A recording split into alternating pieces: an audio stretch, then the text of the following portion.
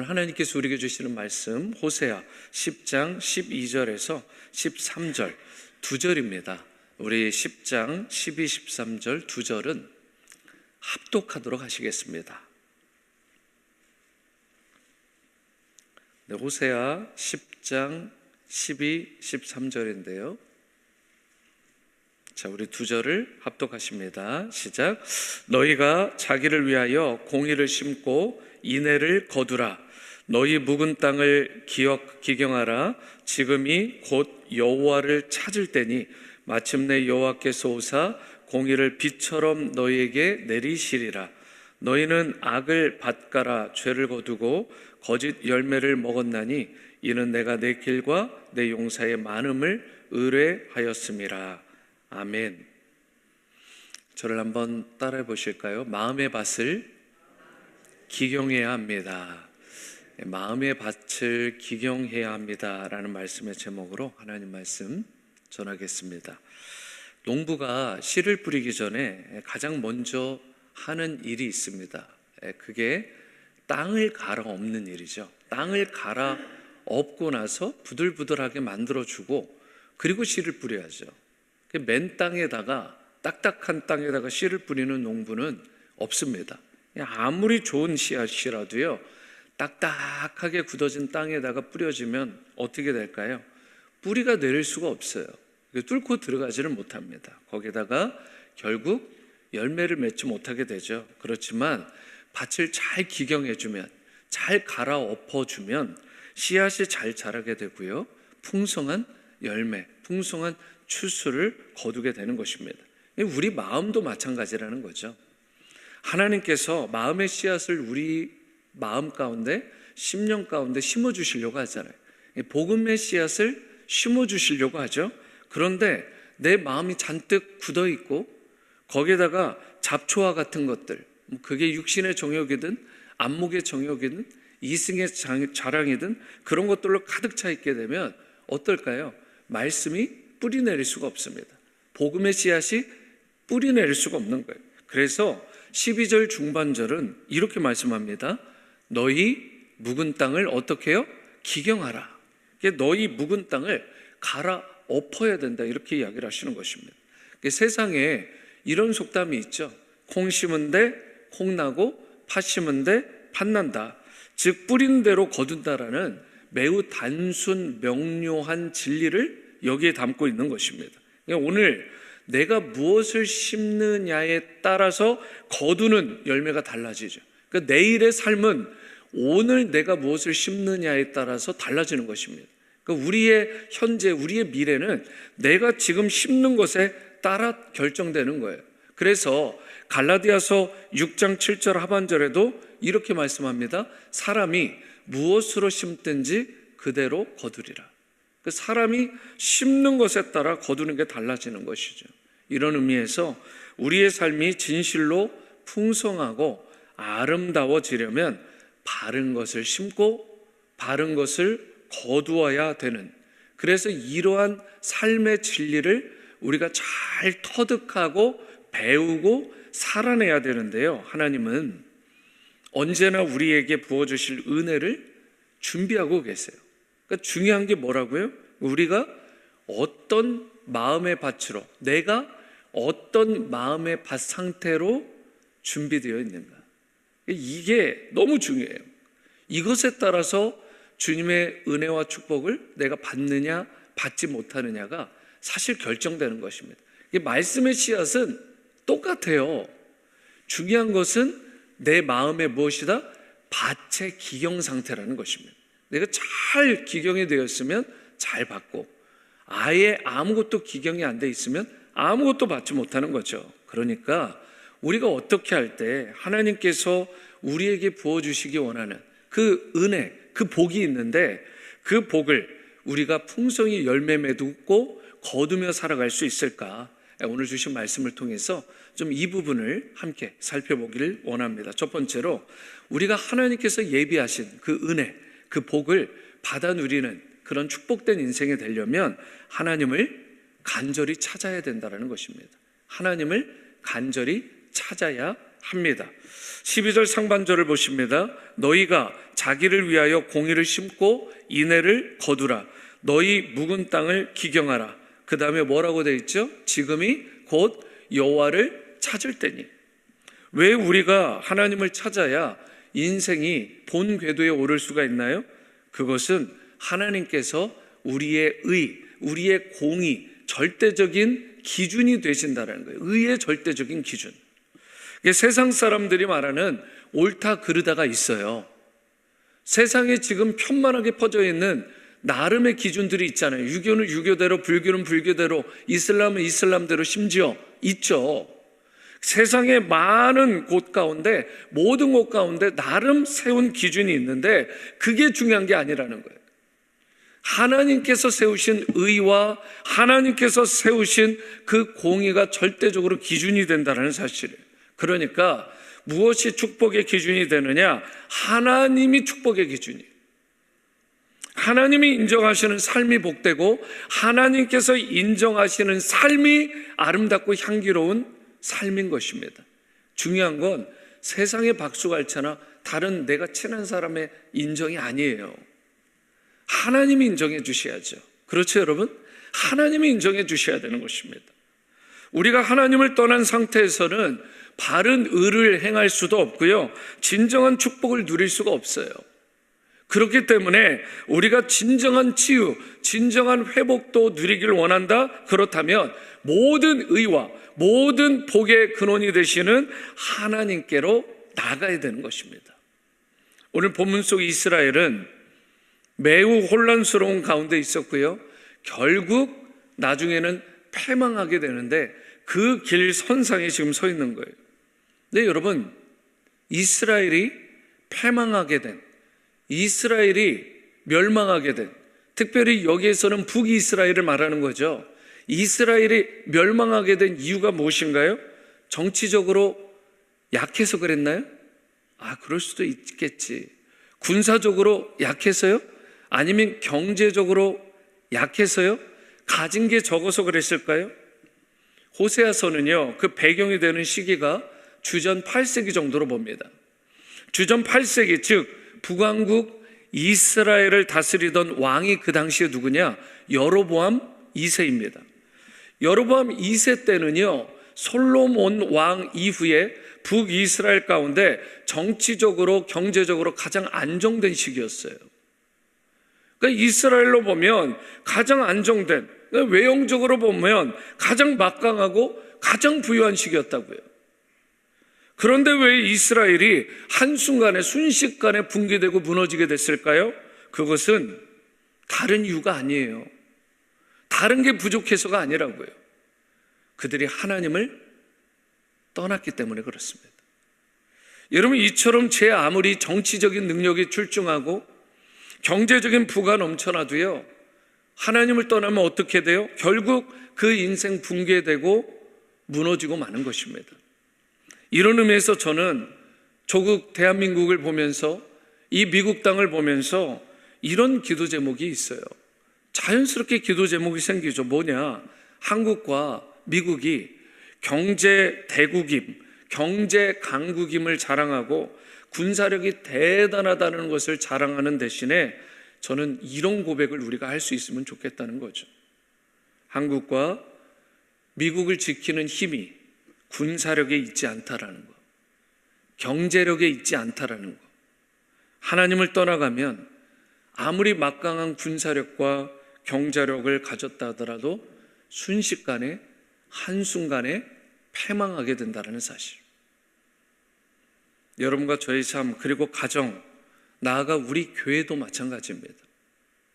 외적인 것이 아무리 잘 갖춰지고 부유해도 우리의 삶의 중심에, 우리의 인생의 중심 가운데, 가정의 중심에, 교회의 중심에 하나님이 계시지 않고 하나님이 떠나가시면 어떻게 돼요? 그 인생, 그 가정, 그 교회는 안타깝지만 그만 망하고 마는 것입니다. 그래서 우리는 하나님을 찾되 어떻게 찾아야 돼요? 간절히 찾아야 됩니다. 간이 저리도록 찾아야 된다는 거예요. 간절히 찾아라. 이 본문 12절 중반절 말씀을 보실까요? 지금이 곧 여호와를 어떻게 해요? 찾을 때다, 찾을 때다. 목사님, 저는 50년 전에 하나님 만났는데요. 저는 60년 전에 만났는데요. 그게 아니고요. 어제도 찾고 오늘도 또 찾고 내일도 더 간절히 오늘보다 여호와 하나님을 찾는 여러분과 제가 되어야 될 줄로 믿습니다. 하나님을 한 번 찾고 끝나는 게 아니고요. 그때 간절히 만난 은혜로 지금까지 사골국물 우려먹듯이 우려먹으면 안 되고 오늘에 합당한 하나님을 찾는 간절함과 그 겸비함이 여러분과 저에게 있어야 될 줄로 믿습니다. 그러니까 오늘 이 말씀에 여호와를 찾을 때라고 하는데, 여호와를 찾을 때라고 하는 12절 중반절 말씀에 그 앞에 뭐라고 돼 있었어요? 지금이라는 단어가 있어요. 지금. 그러니까 무슨 뜻이에요? 내일로 미루지 말라는 거예요. 하나님을 오늘 바로 지금 이 수요 예배를 드리는 지금 이 순간 찾아야 된다는 것입니다. 여러분과 제가 하나님을 간절히 찾을 때 비로소 막힌 담이 허물어지고요, 막힌 길이 활짝 열리게 되는 것입니다. 그분을 간절히 찾을 때 부르짖는 여러분과 저를 만나주시는 것이고 응답의 축복을 주시는 거예요. 그래서 이사야 55장 6절 말씀은 뭐라고 말씀해요? 다 함께 읽어볼까요? 시작. 너희는 여호와를 만날 만할 때에 찾으라. 가까이 계실 때에 그를 부르라. 그러므로 우리는 하나님이 구원의 길로 초청하실 때, 생명의 길로, 영원한 그 길로 초청하실 때 어떻게 해야 돼요? 반드시 그 기회를 붙잡아야 되는 거예요. 오늘 수요예배에 나오신 분들은 그러한 은혜를 알고 오신 분들이잖아요. 그 기회를 왔을 때 꽉 잡은 분들이죠. 물론 거기조차 내 의지가 들어가면 안 되죠. 내가 하나님 붙잡은 거 아니죠, 사실은. 하나님께서 붙잡을 수 있도록 모든 힘과 지혜와 은혜와 환경들과 상황을 다 열어주신 거죠.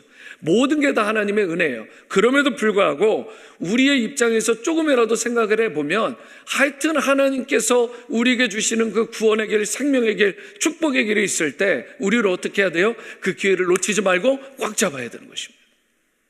꽉 잡아야 돼요.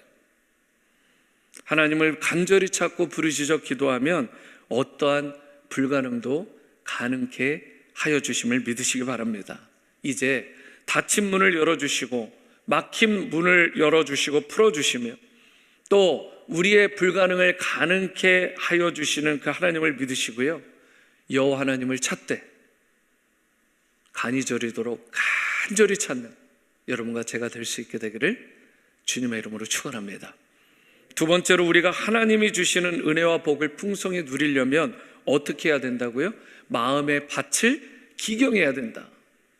마음의 밭을 기경해야 합니다. 12절 중반절을 보실까요? 너희 묵은 땅을 기경하라. 하나님께서 예비하신 그 은혜와 복을 누리려면 우리 묵은 땅이 있는데 그 땅을 기경해야 된다는 것입니다. 그러니까 여기에서 묵은 땅은 무슨 의미냐? 오랫동안 방치한 땅을 말하는 것입니다. 만약에 오랫동안 땅을 방치하고 그대로 두면 어떻게 되죠? 땅이 딱딱하게 굳어집니다. 그리고 거기에 생기는 건 각종 잡초와 엉겅퀴와 같은 그런 것들, 쓸모없는 것들만 자라게 돼요. 그 때문에 아무리 좋은 씨앗을 심어도요, 소출을 얻을 수가 없는 거예요. 그래서 성경이 말합니다. 너희는 좋은 열매를 맺기 원한다면 반드시 해야 될 게 있다.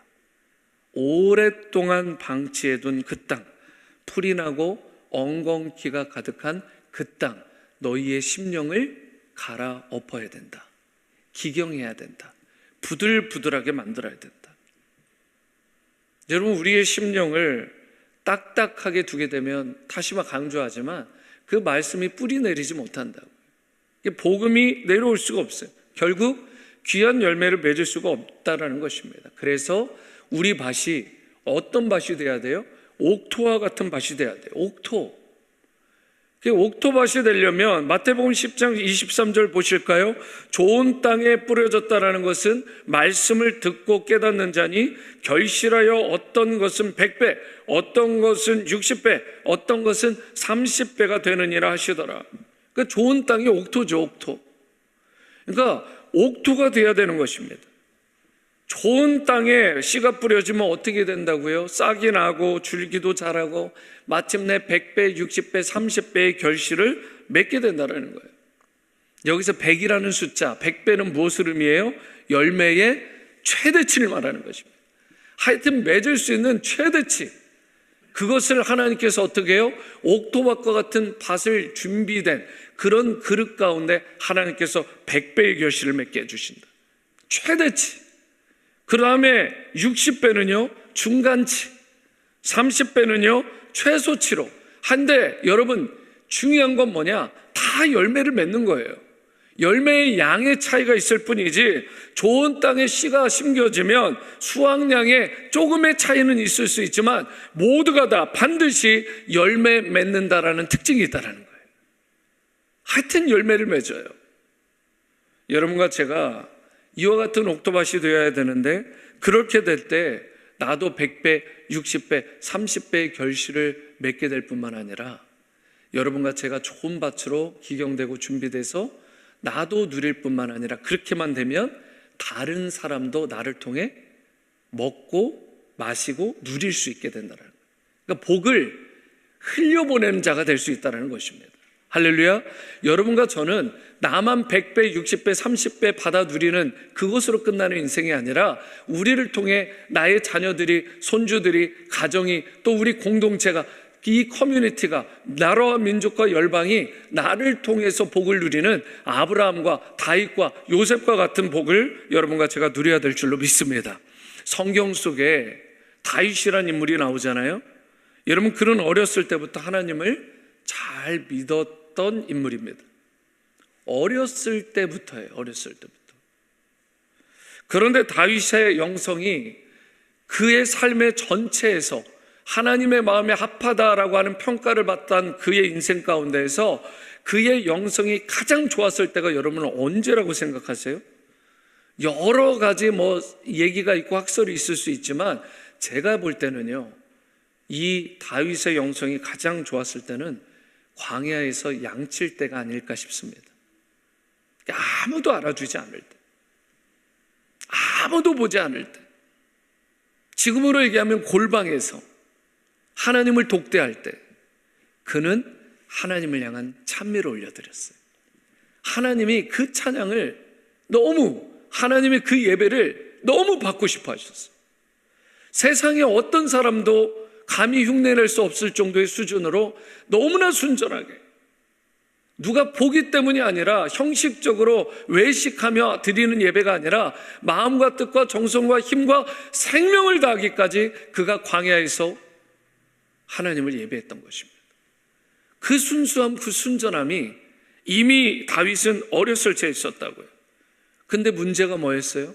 이처럼 순수하고 깨끗했던 다윗이 왕이 되고 나니까, 나라가 부강해지고 왕성해지고 안정되니까 그의 마음이 어떻게 돼요? 그때 자기도 모르는 사이에 딱딱해진 것입니다.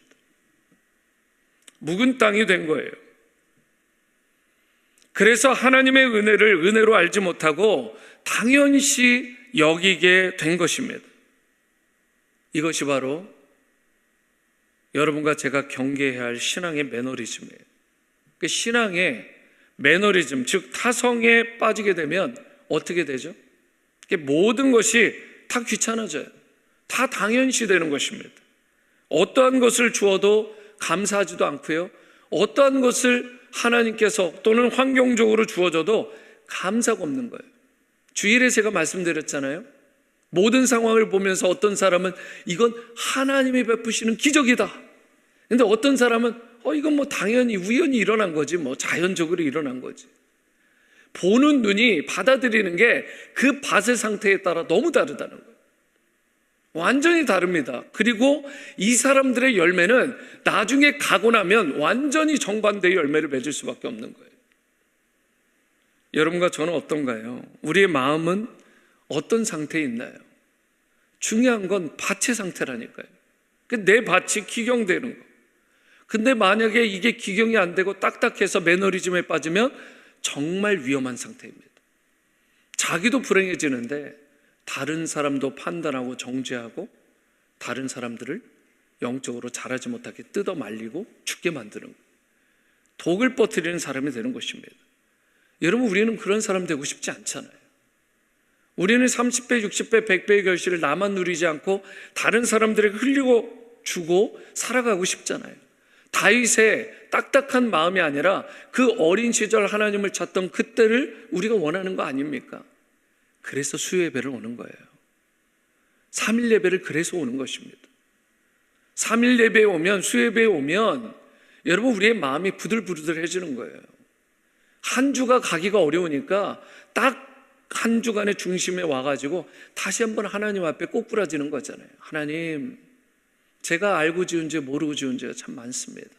주님의 보혈로 씻어주시고 다시 정한 영, 깨끗한 영을 창조하여 주시고 하나님께서 원하시고 기뻐하시는 그러한 모습으로 예배자로 주님 앞에 서고 싶습니다.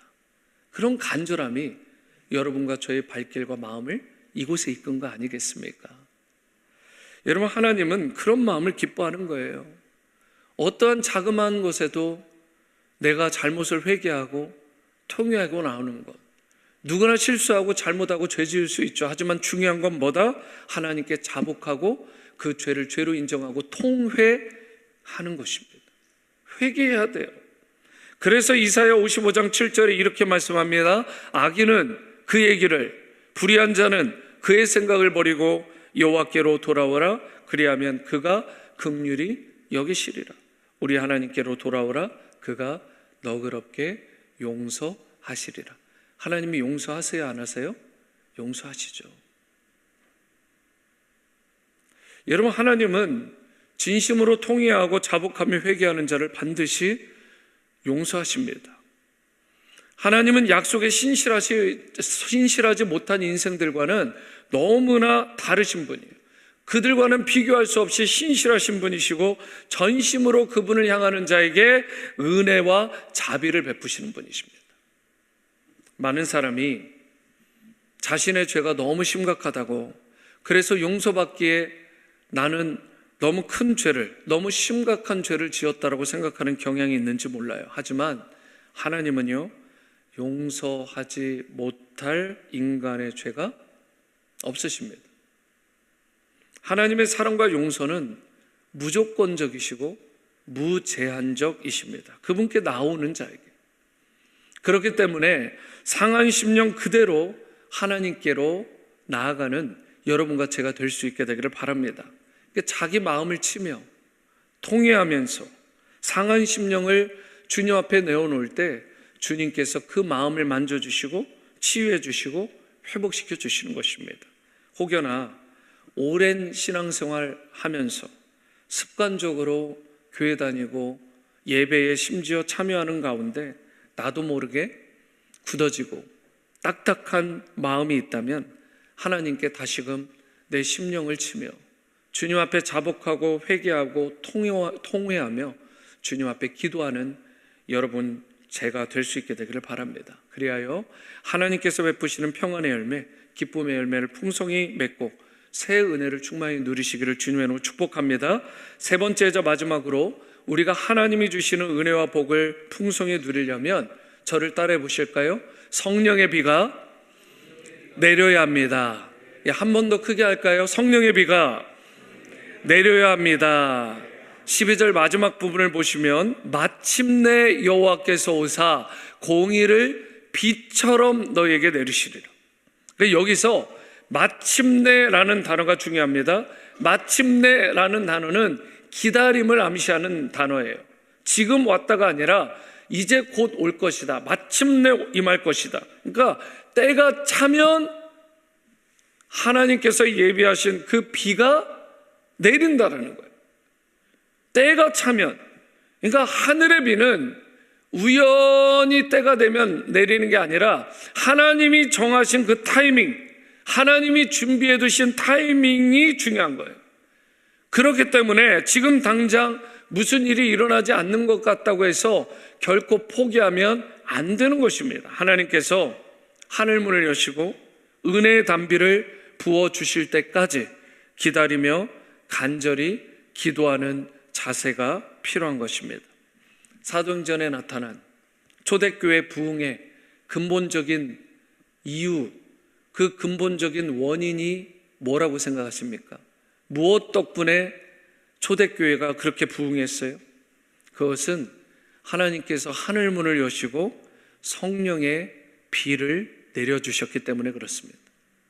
성경을 잘 보세요.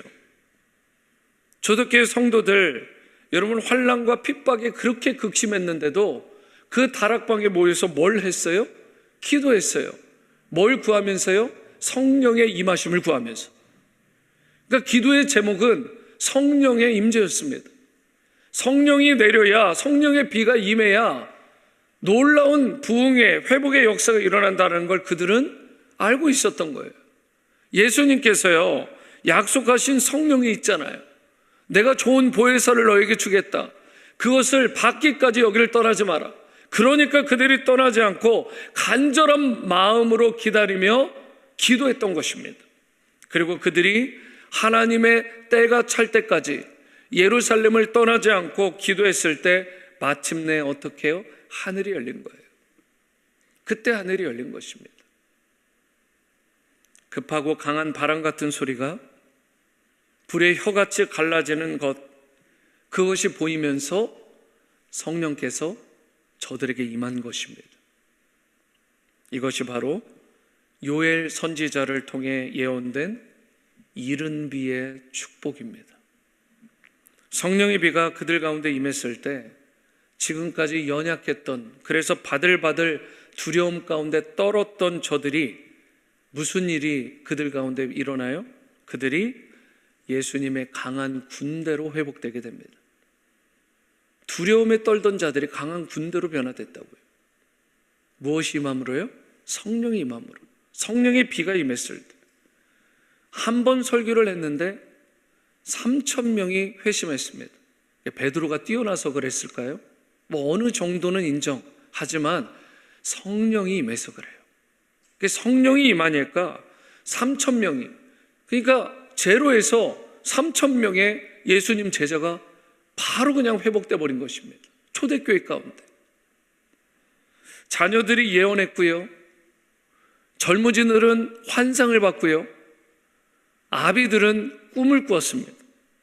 그런 놀라운 성령의 역사가 저들 가운데, 초대 가운데 일어난 거예요. 그러면 우리는 무엇을 위해 기도해야 될까요? 여러분, 교회가 바르게 되려면 무엇이 필요할까요?